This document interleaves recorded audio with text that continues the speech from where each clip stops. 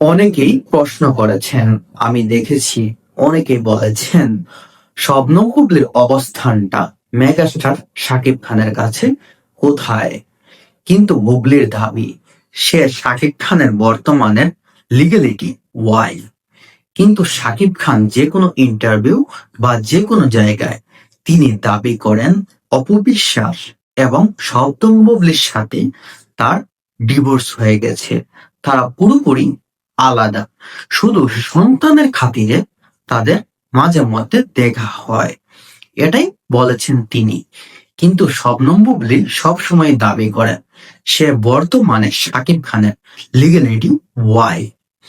এবার আসি শাকিব খানের কাছে। শাকিব খান কিভাবে অস্বীকার করবে শবনম বুবলির অবস্থানটা তার জীবনে কোথায়। দেখুন, অপবিশ্বাসের সাথে যখন শাকিব খানের সবকিছু শেষ হয়ে যায়, তখন শাকিব খানের কাছে কোনো অপশন ছিল না। সে তখন খুঁজে খুঁজে বুবলিকে বের করলো। তারপর বুবলির সাথে প্রথম সিনেমা বসগিরি সিনেমায় বুবলির সাথে প্রথম সিনেমাতেই বাজিমাত বললেন। তখনই শাকিব খান এটা চিন্তা করে ফেলেছেন যে বুবলিকে হাতছাড়া করা যাবে না।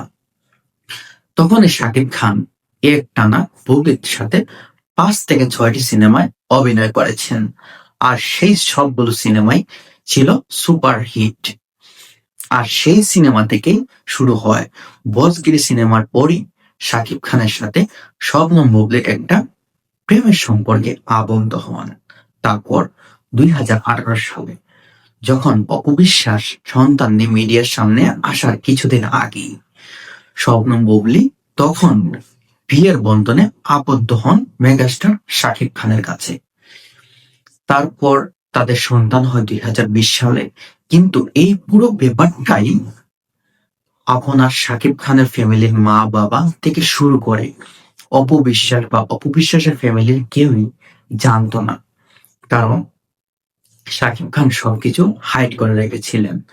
আর সেই সুবাদে কখনোই জানা হয়নি অপবিশ্বাস এবং শাকিব খানের পরিবারে।